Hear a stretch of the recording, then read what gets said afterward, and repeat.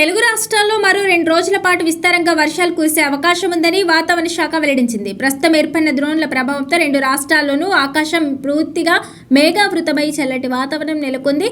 రాబోయే గంటల్లో పలు ప్రాంతాల్లో ఉరుములు మెరుపులతో కూడిన మోస్తరు నుండి భారీ వర్షాలు పడే సూచనలు ఉన్నాయి. ఈ నేపథ్యంలో అప్రమత్తంగా ఉండాలంటూ వాతావరణ శాఖ ఇప్పటికే పలు జిల్లాలకు ఎల్లో అలర్ట్ జారీ చేసింది. ఆంధ్రప్రదేశ్లో రాబోయే 2 రోజుల పాటు వర్షాలు కురిసే అవకాశం ఉందని వాతావరణ శాఖ వెల్లడించింది. ప్రస్తుతం రాష్ట్ర వ్యాప్తంగా ద్రోణుల ప్రభావంతో ఆకాశం పూర్తిగా మేఘావృతమై చల్లటి వాతావరణం నెలకొంది.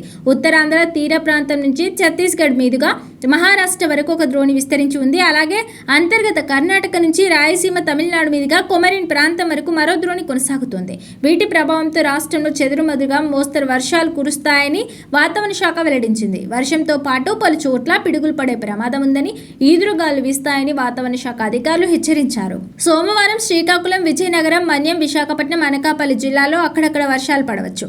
అల్లూరి సీతారామరాజు, కాకినాడ, కోనసీమ, తూర్పు గోదావరి, పశ్చిమ గోదావరి జిల్లాలోనూ పిడుగులతో కూడిన వర్షాలు కురుస్తాయి.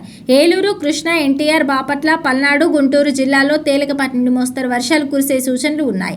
అనంతపురం, శ్రీ సత్యసాయి, కర్నూలు, నంద్యాల, వైఎస్ఆర్ కడప, అన్నమయ్య, చిత్తూరు, తిరుపతి జిల్లాలో కొన్ని చోట్ల జల్లులు పడతాయని తెలిపారు. విజయవాడ నగరంలో ఆదివారం వాతావరణం ఒక్కసారిగా మారిపోయి కార్మబ్బులు కమ్ముకున్నాయి. మధ్యాహ్నం వరకు తీవ్రమైన ఎండ, ఉక్కపోతతో అల్లాడిన నగరవాసులకు ఈ మార్పు పెద్ద ఉపశమనాన్ని ఇచ్చింది. ఒక్కసారిగా ఉరుములు మెరుపులతో కూడిన భారీ వర్షం ప్రారంభం కావడంతో రోడ్లన్నీ జలమయమయ్యాయి. ఈ అకస్మాత్ వర్షం వల్ల వాహనదారులు, బాటసారులు కొంత ఇబ్బంది పడిన వాతావరణం చల్లబడడంతో ప్రజలు ఊపిరి పీల్చుకున్నారు. తెలంగాణ రాష్ట్రంలో రాబోయే 7 రోజుల పాటు చాలా చోట్ల తేలికపాటి నుంచి మోస్తరు వర్షాలు కురిసే అవకాశం ఉందని వాతావరణ శాఖ వెల్లడించింది. ఉత్తర తెలంగాణపై కొనసాగుతున్న ఉపరితల ఆవర్తనం, పలు ద్రోణుల ప్రభావంతో రాష్ట్రంలో వర్షాలకు అనుకూల పరిస్థితులు ఏర్పడ్డాయి. ఈ నేపథ్యంలో వాతావరణ శాఖ పలు జిల్లాలకు ఎల్లో అలర్ట్ జారీ చేయడంతో పాటు అన్ని జిల్లాల్లో ఉరుములు మెరుపులతో గంటకు 30 నుంచి 40 కిలోమీటర్ల వేగంతో ఎదురుగాలు వీస్తాయని హెచ్చరించింది. జూన్ 29న ఆదిలాబాద్, కొమ్రంభీం, ఆసిఫాబాద్, నిర్మల్, ములుగు, భద్రాద్రి కొత్తగూడెం జిల్లాలో భారీ వర్షాలు కురిసే అవకాశం ఉంది. అలాగే జూన్ 30న ఆదిలాబాద్, ఆసిఫాబాద్, భద్రాద్రి కొత్తగూడెం, ఖమ్మం జిల్లాలో భారీ వర్షాలు పడవచ్చు. జూలై 1న మంచిర్యాల, నిజామాబాద్, కరీంనగర్, పెద్దపల్లి, జయశంకర్, భూపాలపల్లి, ములుగు, మహబూబాబాద్, వరంగల్, హన్మకొండ జిల్లాలకు భారీ వర్షాల హెచ్చరిక జారీ అయ్యింది. జూలై 2న ఉత్తర, తూర్పు తెలంగాణలోని పలు జిల్లాల్లో మళ్లీ భారీ వర్షాలు, అలాగే జూలై 3, 4 తేదీలో రాష్ట్ర వ్యాప్తంగా అక్కడక్కడ భారీ వర్షాలు కురిసే అవకాశం ఉంది. ఇదే సమయంలో నైరుతి రుతుపవనాలు రాబోయే 2 నుంచి 3 రోజుల్లో దేశంలోని మరిన్ని ప్రాంతాలకు విస్తరిస్తాయని ఐఎండీ తెలిపింది.